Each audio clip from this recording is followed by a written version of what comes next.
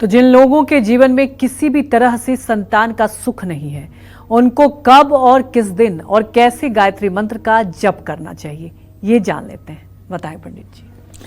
देखिए, जिन लोगों के जीवन में संतान सुख का अभाव है,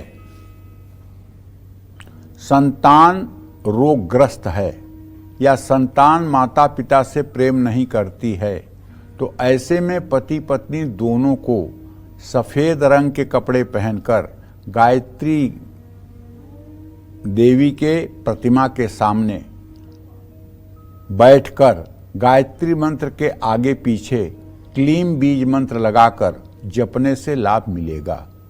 क्लीम ओम भूर्भुवः स्वः तत्सवितुर्वरेण्यं भर्गो देवस्य धीमहि धियो यो नः प्रचोदयात् क्लीम ओम। अब इससे तो लाभ मिलेगा, लेकिन अब इतना बड़ा ब्रह्मास्त्र चलाने से ज़्यादा अच्छा है कि ओम क्लीम देवकी सुत गोविंद वासुदेव जगतपते देहि मे तनयम कृष्ण त्वामहं शरणं गतः, ये संतान गोपाल मंत्र कर लीजिए तो आपके घर में किलकारियां गूंजने लगेंगी।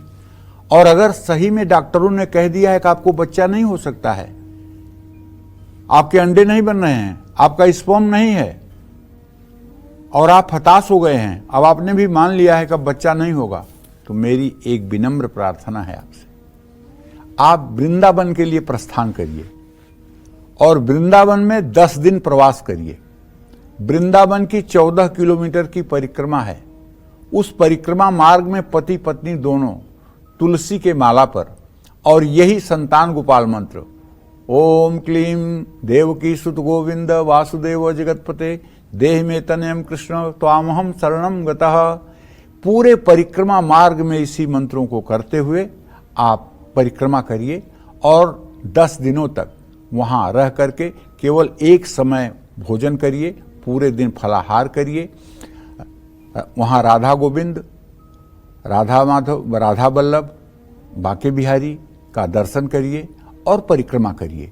परिक्रमा के बाद आप वहाँ साधु संतों की जो सेवा कर सकते हैं वो सेवा करिए, आशीर्वाद लीजिए और वृंदावन की रज जो रजरानी है, पवित्र रज जो है वृंदावन की, उसको अपने माथे पर लगा करके तब परिक्रमा करिए।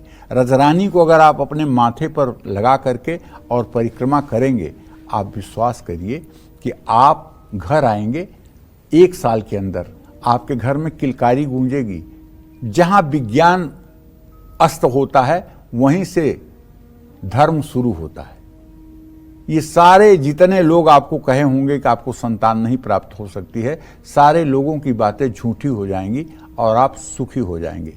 जब 10वां दिन आपका हो जाए तो आप सीधे गोवर्धन पर्वत जाइएगा और एक परिक्रमा गोवर्धन पर्वत की करते हुए राधा कुंड में घुस करके और पति पत्नी स्नान करके राधा कुंड के जल से आचमन करिएगा, क्योंकि राधा कुंड में कोई ऐसा साधु संत नहीं है जिसने स्नान न किया हो।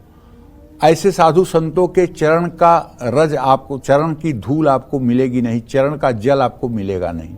लेकिन चूंकि उसमें सभी साधु संत स्नान करते हैं, इसलिए सबके चरण का जल वो है, इसलिए वो जल अगर आप आचमन कर लेंगे और उस जल को आप अपने ऊपर छिड़क लेंगे या नहा लेंगे तो जन्म जन्मांतर के पाप से आपको मुक्ति मिल जाएगी और सचमुच में आपका जीवन आगे अच्छा हो जाएगा। तो पहले और अंत में गायत्री मंत्र के क्लीम लगाने से भगवान कृष्ण की भी विशेष कृपा मिलती है। जय मां विंध्यवासिनी।